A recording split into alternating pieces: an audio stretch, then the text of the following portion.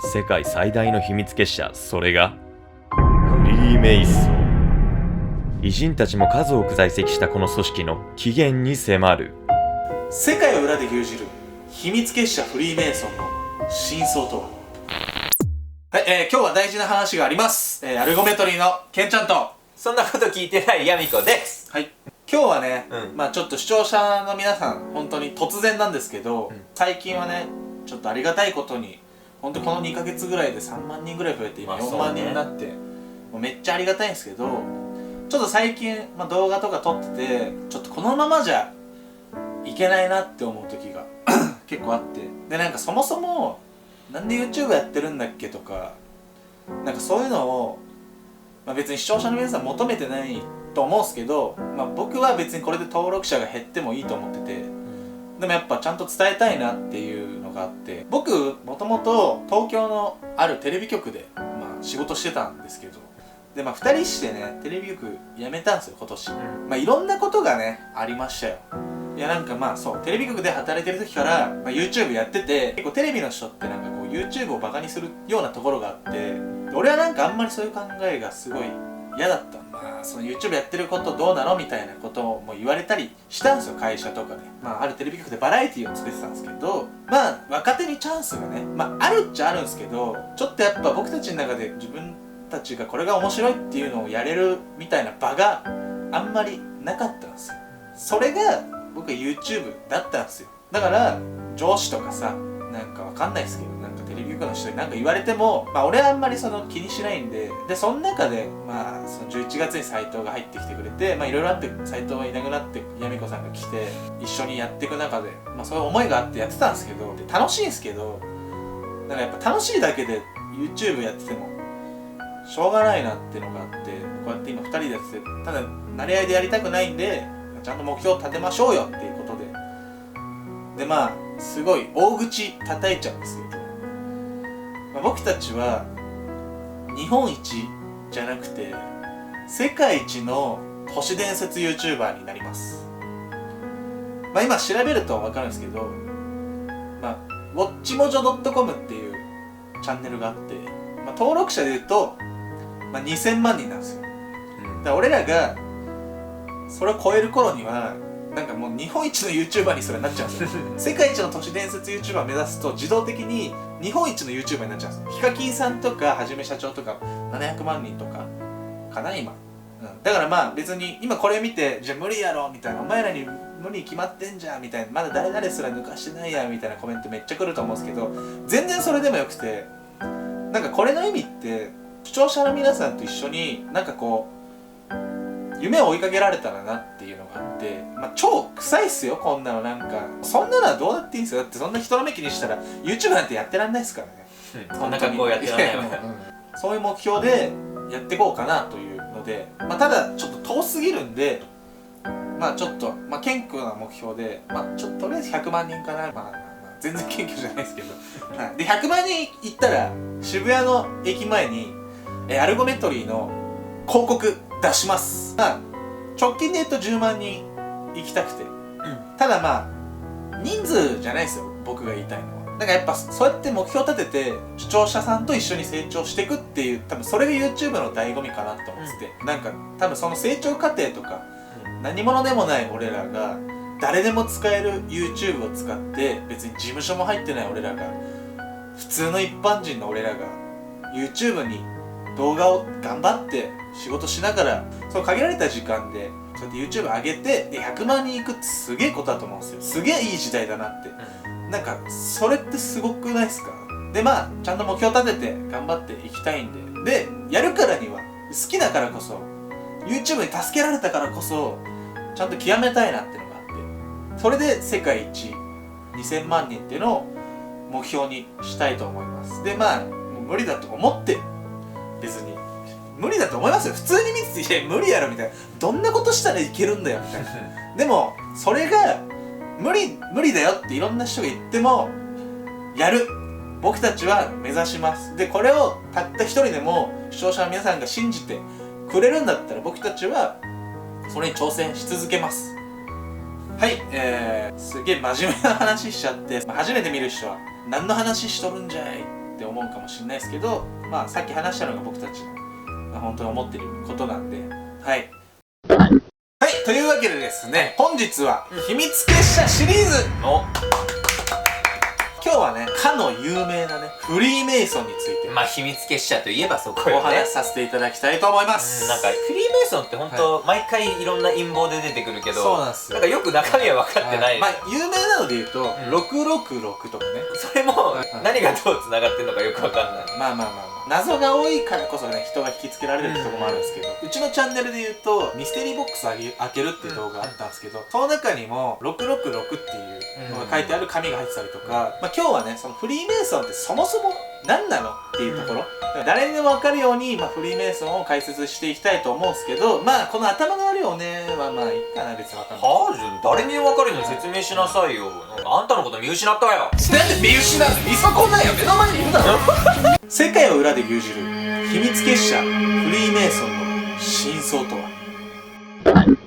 フリーメイソンの歴史。フリーメイソンの起源は14世紀の石工職人たちの組合が起源とされています。その後中世を経て17世紀のヨーロッパ、イングランドあたりからロッチと呼ばれる集会所で密談を行う活動が確認をされました。また18世紀1717年6月24日、ロンドンの4つのロッジが集まったグランドロッジができるところから近代フリーメイソンの幕開けとなります。現在でもフリーメイソン会員の集まる場所はロッジと呼ばれる教会のような場所なのですが、この頃は居酒屋がロッジであり、人々が飲食と社交を楽しむ場という認識でした。そしてその居酒屋で行われていた集まりの一つで、内部のことは外部に漏らさないという約束で秘密主義的な情報交換を行っている集団、これこそが後にフリーメイソンと呼ばれるようになっていきました。ロンドンのグランドロッジ創設後、フランスのパリで1725年、ドイツではハンブルグで1734年、アメリカではまだ植民地時代にペンシルバニアで1730年と、世界各国でその活動が広がっていくことになりました。これらのロッジによって様々な人々が情報交換をしていましたが、その中には哲学者や芸術家、音楽家、科学者等のいわゆる有識者と呼ばれる方々も参画していました。これまでフリーメイソンに入会していたとされる著名人は、アメリカ100ドル札にも肖像が描かれている政治家のベンジャミン・フランクリン、アメリカの初代大統領であるジョージ・ワシントン、物理学者のアイザック・ニュートン、音楽家のモーツァルト、そして日本では土佐藩の坂本龍馬も入会していたという噂です。マジでそうそうたるメンバーなんですよね。いや、こんだけすごい人たちいっぱいいるじゃない。実は私もね、フリーメイソンの会。嘘つけ、お前誘拐拒否ロッジの開設とともに18世紀フリーメイソンのメンバーは爆発的に増えていったんですけど、それを物語るように1738年4月28日、ローマ教皇クレメンス12世はカトリック教徒のフリーメイソンの入会を禁じるほどになったんです。国家が規制をかけるなんて、いかにフリーメイソンの勢いがあったのかが分かりますよね。人々とフリーメイソンをここまで結びつけた一つのきっかけが、その崇高な理念なんです。フリーメイソンの理念。フリーメイソンを語る上で欠かせないのがこの理念であるが、これがどのようにして形作られたのか、時は17世紀初頭まで遡る。近代フリーメイソンの理念が掲げられるきっかけとなったのが宗教戦争です。17世紀のヨーロッパは神聖ローマ帝国を中心とした宗教戦争の真っ只中でした。その宗教戦争でも重要となるのがキリスト教の宗派の対立です。カトリックという宗派とプロテスタントという宗派の合計2つの宗派が争っていたのです。これは少し極論になるんですけど、カトリックとはローマ教皇をトップと置く各国王が国家を維持支配するためのツールとして使われていたんです。その中でもカトリックの原理である三位一体の考え方が非常に重要なんです。ちょっと難しいんですけど、三位一体とは神は一つの実体でありつつも、父なる神、子なる神、聖霊の3つの姿にもなるということを信じることなんです。キリスト教じゃない人にとってはこの考えは難しいかもしれないですけど、この三位一体っていう考えは非常に重要な考え方なんですよね。でも私も謙虚、元気、清潔の三位一体よ。強欲、そう下品だわ。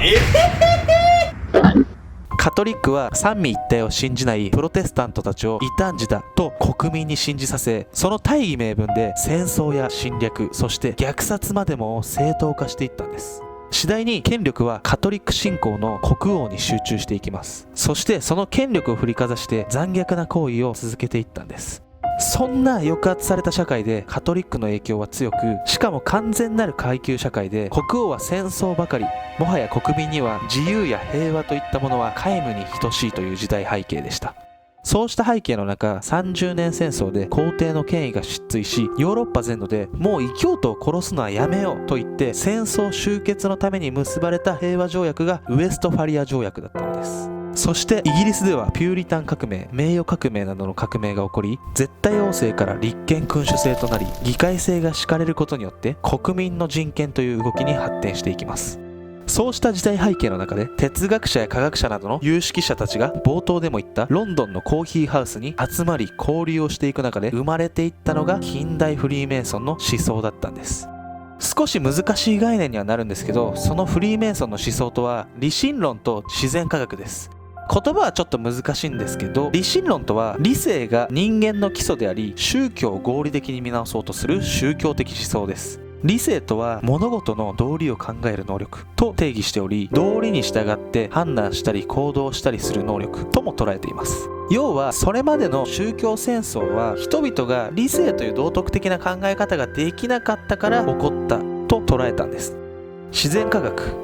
自然を対象にして理性的な観察と実験を通して現象を支配する法則を発見すること。これはまさにリンゴという物体を落として引力を発見したニュートンの万有引力の法則に通じる考えでもあるんです。また寛容という理念も重要視されていて、宗教戦争でもあったように宗教による抑圧からの解放が背景であり、よってカトリックとは異なり、フリーメイソンはどんな宗教でも受け入れるという姿勢だったんです。まるで宗教戦争だったあの苦しい時代を乗り越えようとする意志を感じますよね。そしてそれらをまとめて簡潔にスローガンとして言われているのが自由、平等、友愛なんです。こうした素晴らしい理念があったからこそ、フリーメイソンの質と規模が世界に広がっていったのではないでしょうか。こういうね、ちゃんとした論点でフリーメイソン語られるってことはあんまりなくて、なんだかんだもうフリーメイソンイコール陰謀論みたいなのに片付けられることが多いんですけど、こういったね理念があって人々はフリーメイソンに導かれたっていう、歴史的背景があるんですよね。秘密結社であるんで、こうした情報自体がそもそも本当なのかってことすらちょっと怪しいのはあるんですけど、そういった立場を取り続けることによって、陰謀論好きの人々が心くすぐられたりっていうところがね、フリーメイソンのうまいやり方ではあるんじゃないでしょうかね。